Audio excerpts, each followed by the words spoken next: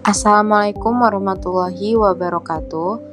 Perkenalkan, nama saya Sri Wulandari dari kelas Hukum Tata Negara D.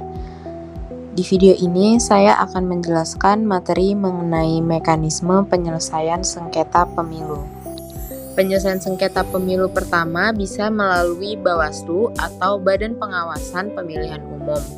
Bawaslu dikenal sebagai lembaga penyelenggaraan pemilu untuk mengawasi penyelenggaraan pemilu di seluruh wilayah Negara Kesatuan Republik Indonesia. Bawaslu juga berwenang untuk menerima, memeriksa, memediasi, atau mengadjudikasi dan memutus penyelesaian sengketa proses pemilu.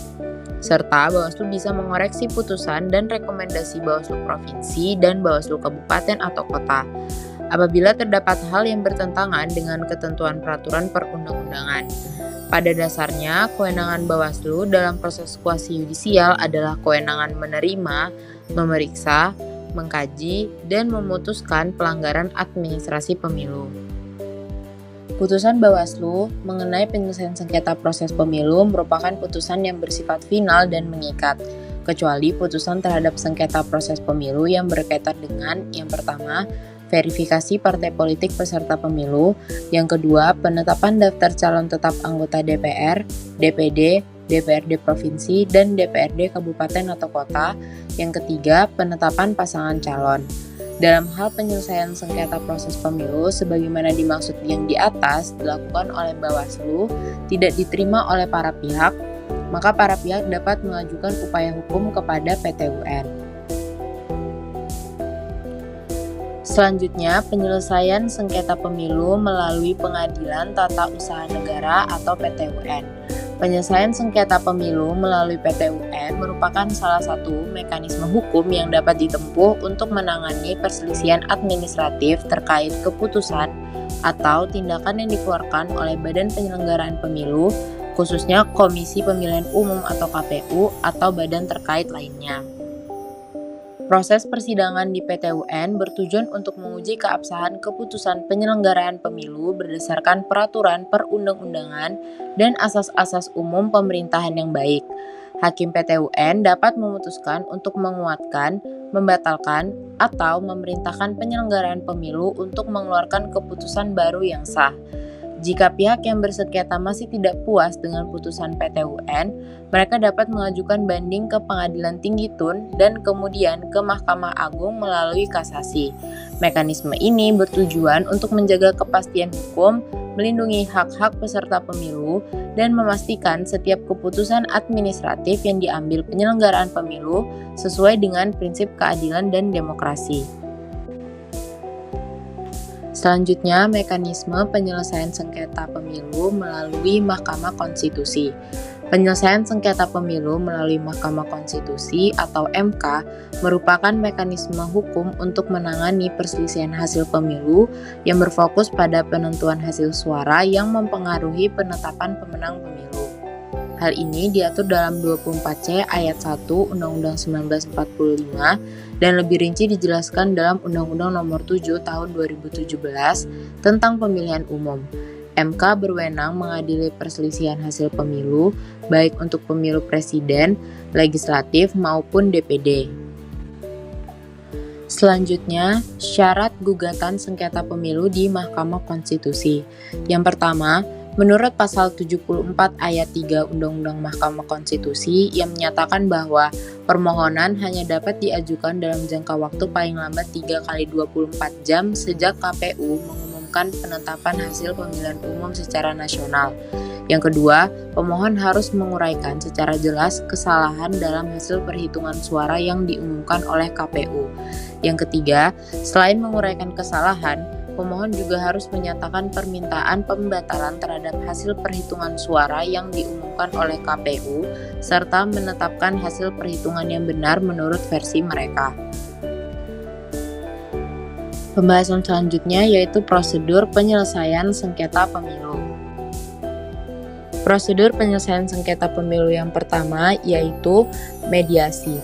Mediasi adalah cara penyelesaian sengketa di luar pengadilan melalui perundingan yang melibatkan pihak ketiga yang bersifat netral atau non-intervensi dan tidak berpihak, serta diterima kehadirannya oleh pihak-pihak yang bersengketa. Pihak ketiga disebut mediator atau penengah yang mempunyai tugas membantu pihak-pihak yang bersengketa dalam menyelesaikan masalahnya, tetapi tidak mempunyai kewenangan untuk mengambil keputusan. Mediator dalam menjalankan perannya hanya memiliki kewenangan untuk memberikan saran atau menentukan proses mediasi dalam mengupayakan penyelesaian sengketa. Mediator tidak memiliki kewenangan dan peran menentukan dalam kaitannya dengan isi persengketaan.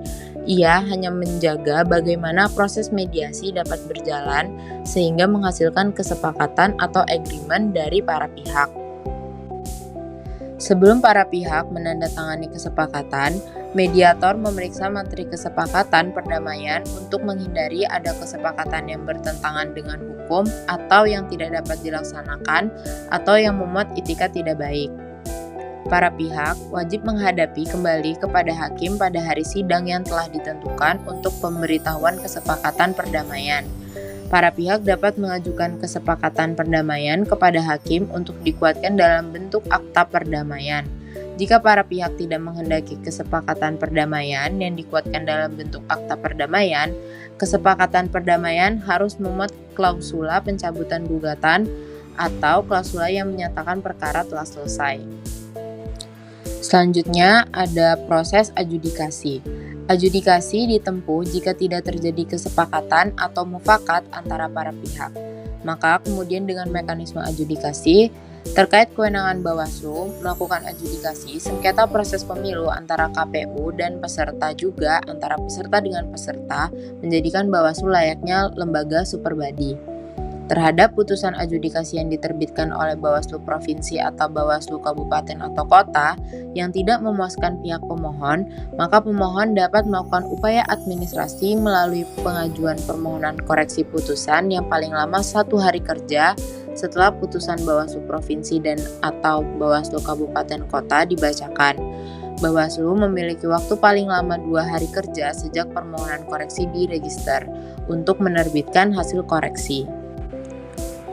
Baiklah, yang terakhir adalah kesimpulan. Pemilihan umum didefinisikan sebagai sarana kedaulatan rakyat untuk memilih anggota DPR, anggota DPD, presiden dan wakil presiden, serta untuk memilih anggota DPRD yang dilaksanakan secara langsung, umum, bebas, rahasia, jujur, dan adil dalam Negara Kesatuan Republik Indonesia berdasarkan Pancasila dan Undang-Undang NKRI tahun 1945. Yang kemudian Pengadilan Tata Usaha Negara atau PT-UN yang merupakan lembaga berwenang untuk memutus sengketa proses pemilu. Akan tetapi, penyelesaian sengketa hasil hanya dapat diselesaikan melalui Mahkamah Konstitusi.